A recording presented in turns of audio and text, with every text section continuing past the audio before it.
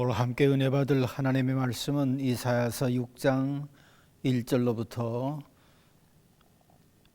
6절 말씀, 7절 말씀까지 봉독하겠습니다.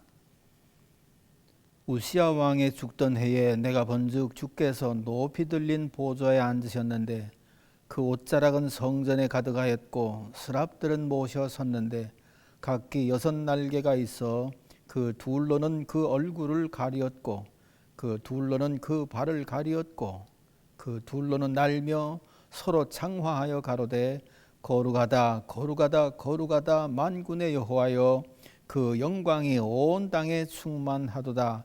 이같이 창화하는 자의 소리가 인하여 문지방의 터가 요동하며 집에 연기가 충만한지라.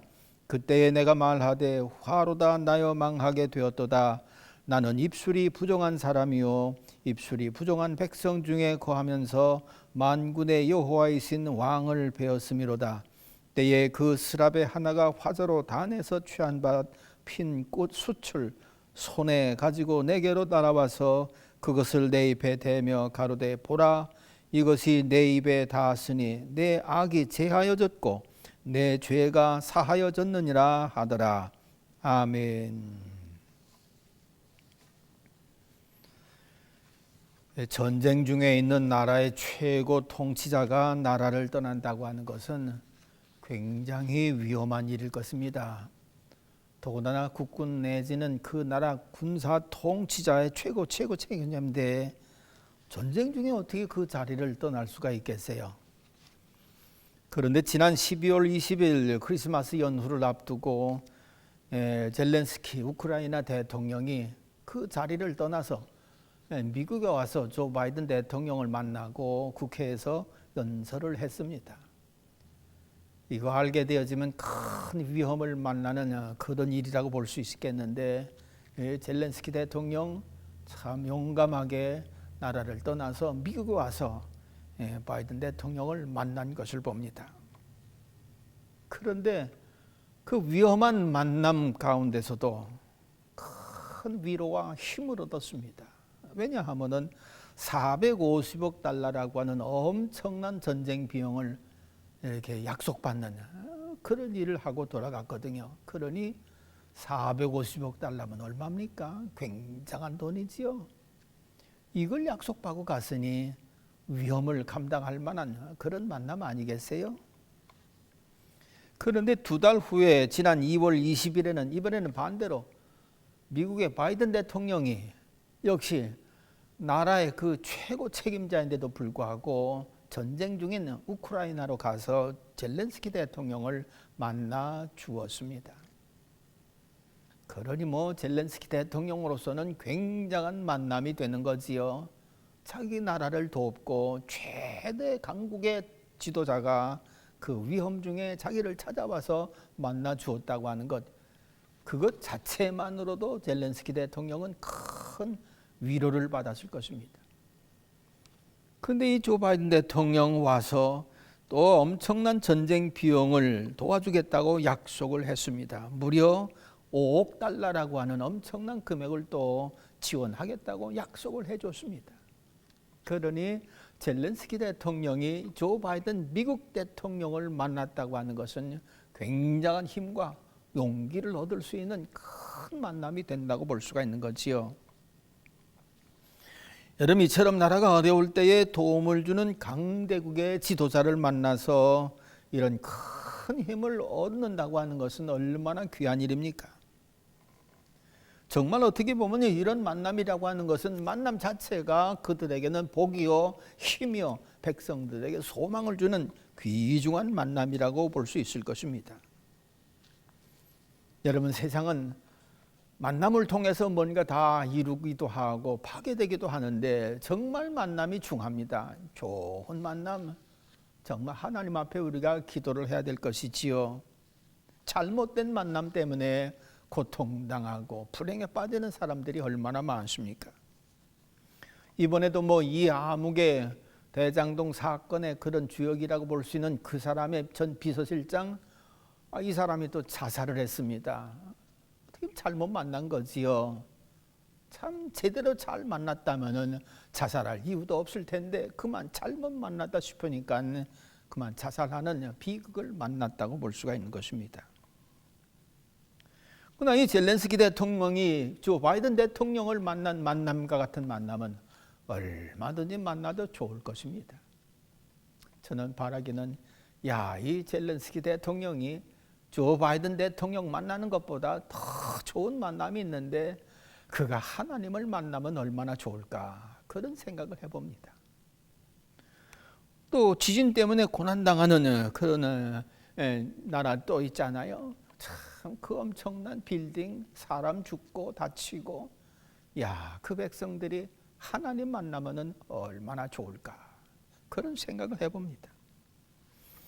여러분, 세상에 아무리 좋은 만남이 있다 한다 할지라도 하나님을 만난 것처럼 좋은 것은 아마 없을 것입니다. 물론 하나님을 만난다고 다 좋은 것은 아닙니다. 하나님은 공의의 하나님이시기 때문에 죄인 상태로 용서받지 못한 상태에서 하나님을 만난다면 징계, 멸망당할 수 있습니다. 노아 시대 사람들 하나님 만나서 그 엄청난 멸망을 당하는 그런 일이 있지 않습니까? 소돔과 고모라 성 사람들 역시 마찬가지입니다. 죄악된 상태에서 하나님을 만나니 하늘의 유황불에 심판받는 그런 일을 만난 것이라고 볼 수가 있는 거지요. 그렇지만 구원자 되신 하나님, 창조주 되신 하나님, 이 하나님을 우리가 만난다면 독수리 날개치며 솟아올라가는 듯한 새 힘을 얻을 것이고요, 아닌 게 아니라 사망의 음침한 골짜기를 다닐지라도 해를 받지 아니하는 엄청난 일을 만나기도 할 것이고요, 하나님 나라 백성으로 하나님 나라의 소망을 두고 사는 힘 있는 그런 사람들이 되지 않겠나, 그렇게 생각을 하는 것입니다. 그렇기 때문에 진정한 의미에서 하나님을 만난다고 하는 것은 인생 살아가는데 최고의 복이라고 할 수가 있을 것입니다. 생각해 보세요. 하나님이 누굽니까? 여러분 나름대로 다 생각을 하고 있겠지만 저는 무엇보다도 요즘 창조주 하나님이라고 하는 데에 많은 관심을 가지고 있습니다. 여러분, 하나님의 창조가 어떤 창조입니까? 전혀 보이지 않는 데서 무에서 유를 창조하신 창조주입니다. 그러니 하나님께서 창조하신다고 할 것 같으면 수백 년 아니라 수천 년, 수만 년을 내려와도 보지 못했고 듣지 못했고 있어지지 않은 일도 하나님 창조하시면 있어질 수 있다, 그런 말씀이지요. 여러분, 태초에 모든 것들이 다 없지 않았습니까? 그런데 말씀으로 다 창조하시니까 그대로 다 세상에 드러난 거지요. 그러므로 창조주 하나님을 만난다고 할 것 같으면 여러분, 하나님 어떻게 보면 공학적으로 얘기한다면 설계사요, 그 설계 그대로 집행하는 시행관 아닙니까? 설계 정말 잘해야 됩니다. 잘한 설계도 또 집행하는 사람들이 그대로 잘해야만 됩니다. 그러면은 너무나도 놀라운 것들이 세상에 드러나는 거지요. 근데 하나님 창조주 하나님이십니다. 내가 그처럼 바라고 내가 그처럼 듣기를 원했고 내가 그처럼 소원했던 것도 눈에 보이지 않습니다. 전혀 만질 수도 없습니다. 들을 수도 없습니다. 그냥 마음에 그렇게 소원할 뿐입니다. 그런데 창조주 하나님께서 만일에 그를 돕는다고 할 것 같으면 그 속에서 창조적인 아이디어가 나올 것이고요, 그 아이디어가 그대로 실천되어지는 그런 일을 보지 않겠습니까? 그러므로 창조주 하나님을 만난다고 하는 게 얼마나 큰 놀라운 일인지. 더군다나 하나님, 구원의 하나님이십니다. 구원의 하나님은 인생 살아가는데 얼마나 많은 고통과 아픔과 슬픔과 참 역겨운 일들 얼마나 많습니까? 도망가고 싶고 달아나고 싶고 어딘가 숨어버리고 싶고 피하고 싶고 참으로 그런 일들을 많이 만나는 순간들이 있는데, 이럴 때 나를 진정 피하게 해주고 진정 힘을 주고 진정 구원해주고 위로해 줄 리 구원자 하나님이시더라, 그런 말씀입니다. 그렇기 때문에 하나님을 만난다고 하는 것, 창조주 하나님을 만난다고 하는 것, 구원자 하나님을 만난다고 하는 것은 우리 인생에서 가장 귀한 만남을 만나는 것이라고 볼 수 있습니다. 그런데 오늘 성경에 보면 이사야가 창조주요 구원자이신 하나님을 성전에서 만났습니다. 이 이사야가 하나님을 만난 것, 그것도 언제 만났느냐? 정말 나라가 위기에 빠졌고 나라가 혼란에 빠졌고 이사야 자신도 큰 고통 가운데 있을 때에 하나님을 만난 겁니다. 1절에 볼 것 같으면 우시야 왕이 죽던 해에 이사야가 성전에서 하나님을 만났다는 것이지요. 여러분 역대하 26장에 보면은 우시야에 대한 역사적인 기록이 쫙 기록되어 있습니다. 한 3기 정도로 나눌 수가 있는데 우시야 왕의 일기는 등극하는 때입니다.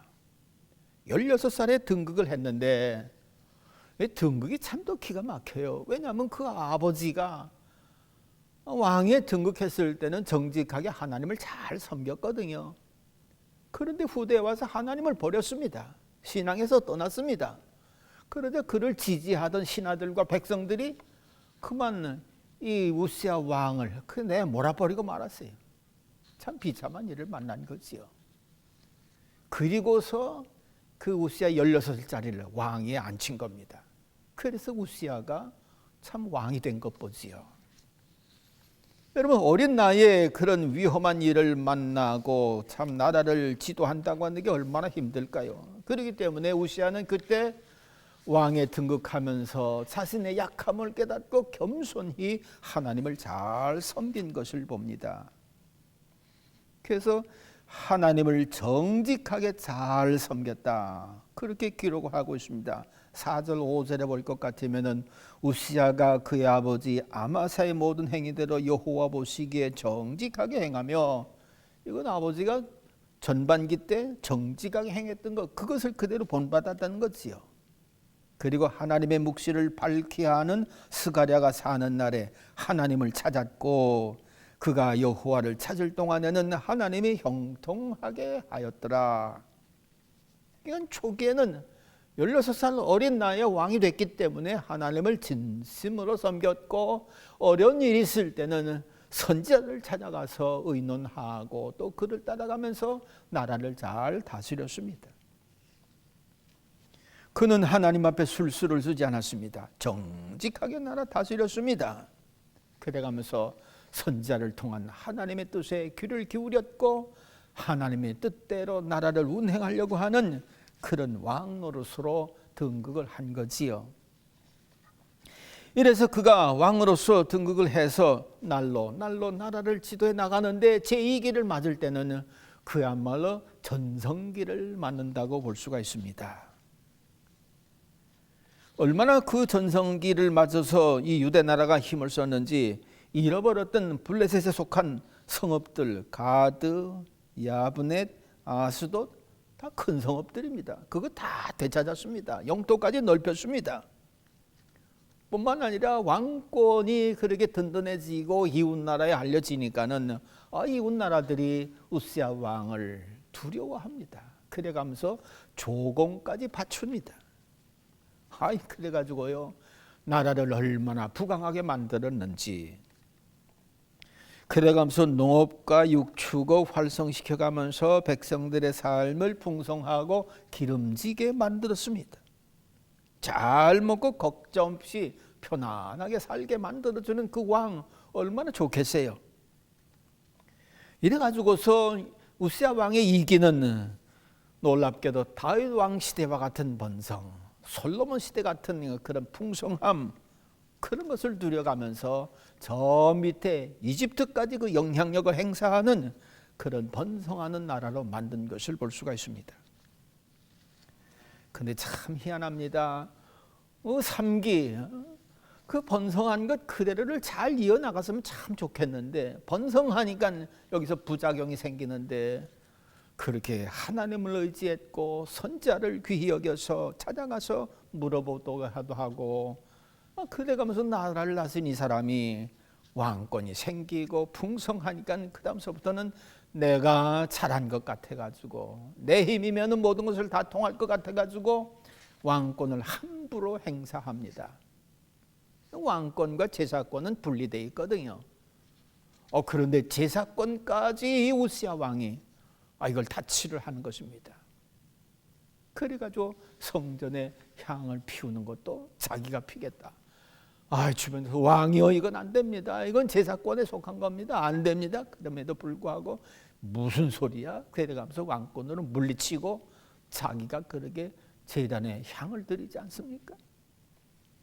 어떻게 보면은 하나님을 무시하는 그런 자리까지 나아가는, 번성했다고 하는 것이 오히려 이런 부작용을 그에게 가져온 것을 봅니다. 여러분, 그러니까 하나님이 어떤 하나님이십니까? 하나님은 공의의 하나님이시기 때문에 이건 아니다 싶으셨는지 그만 우시야를 징계를 해버리니까는 문둥병에 걸립니다. 거기 문둥병에 걸렸으니 그의 마지막 3기는 어떻게 됩니까? 패망의 길로 치솟는 거지요. 바로 이럴 때 우시야 왕이 죽던 해는 바로 그런 때입니다. 이제 그가 그렇게 안타까운 형편에서 더군다나 우시야 왕하고 이사야는 사촌지간입니다. 그러니까 친척이기 때문에 우시야를 통해서 이렇게 나라가 엉망이 되고 우시야 왕 자체도 죄악 가운데 있는 것을 본 이사야 선지자가 안타까워서 왕이요, 많이 이렇게 고언도 했을 것입니다. 그런데 전혀 돌이키지를 않고 그냥 징계받아서 하나님에게서 이렇게 심판받아 죽었으니 그 사촌으로서, 선지자로서 이게 얼마나 안타까운 일입니까?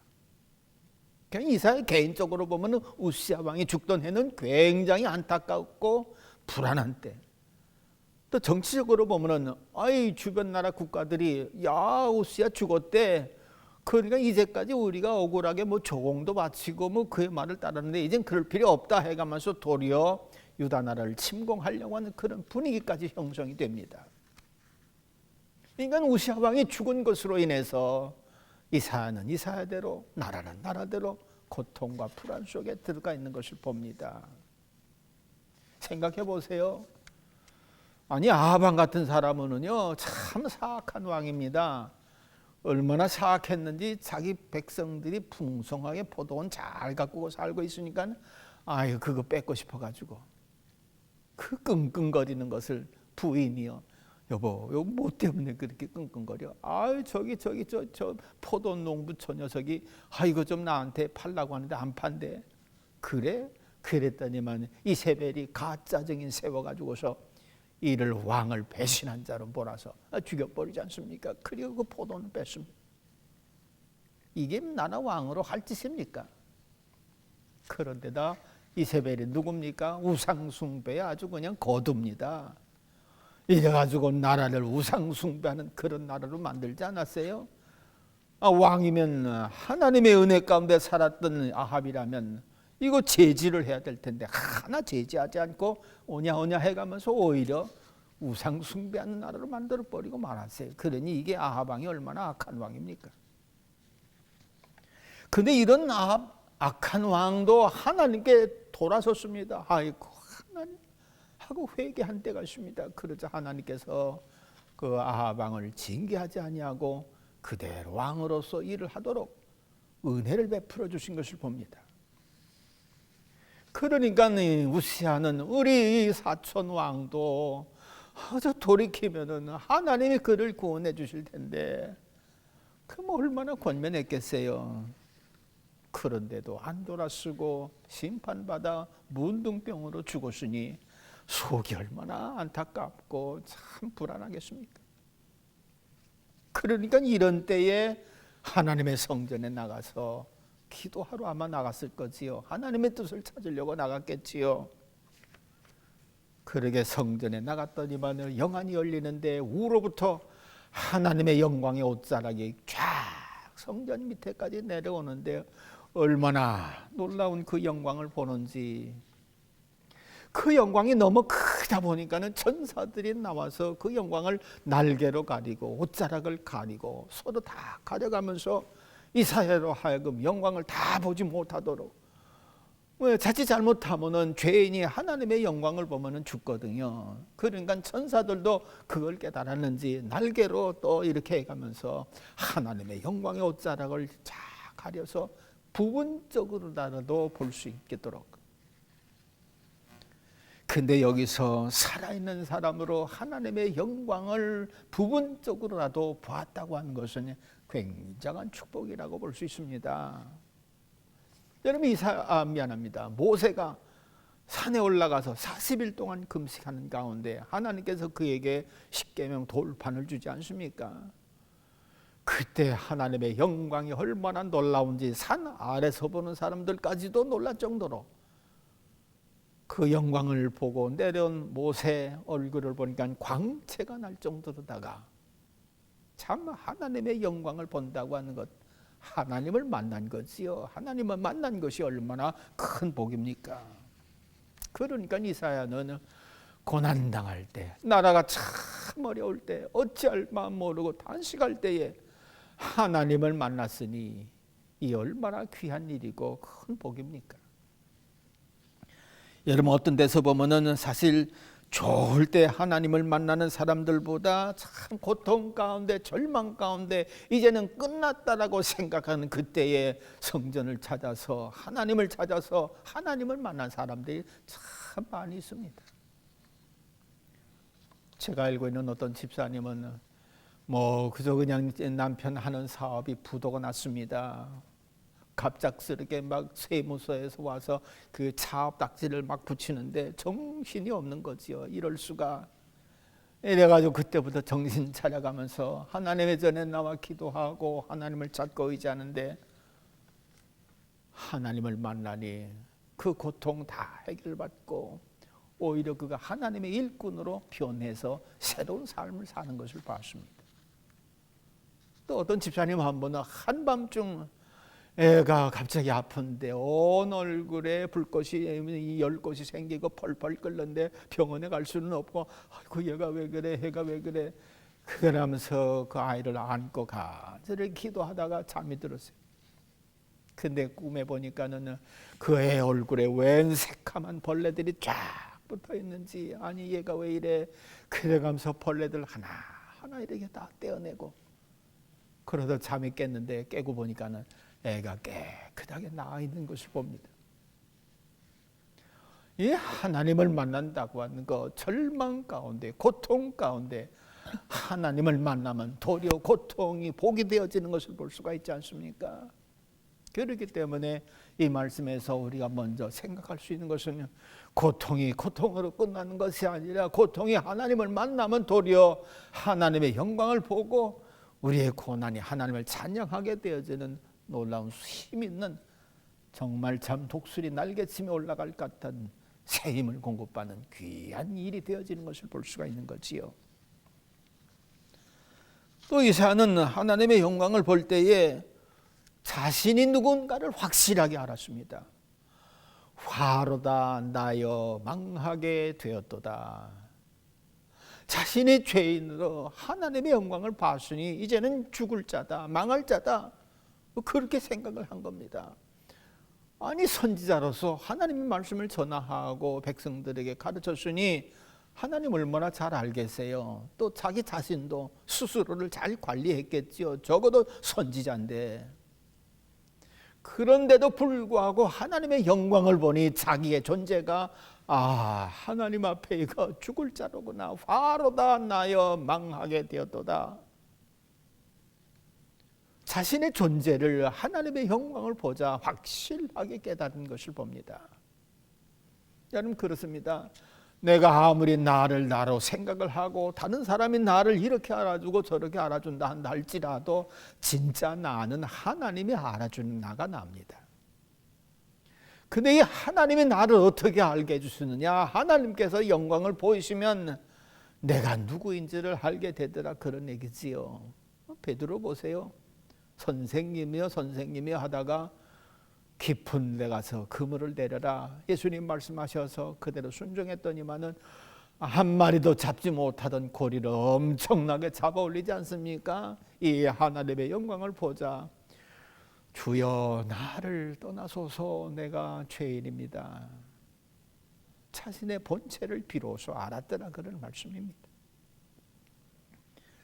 이러므로 우리가 살아갈 때 가장 또한 귀한 일은 내가 누구냐 나의 본체, 이거를 정말 바로 깨닫는 게 참 복인데, 이사야 선지자는 그 영광을 보는 순간에 화로다 나여 망하게 되었도다, 죄인 된 것을 알았더라 그런 말씀입니다.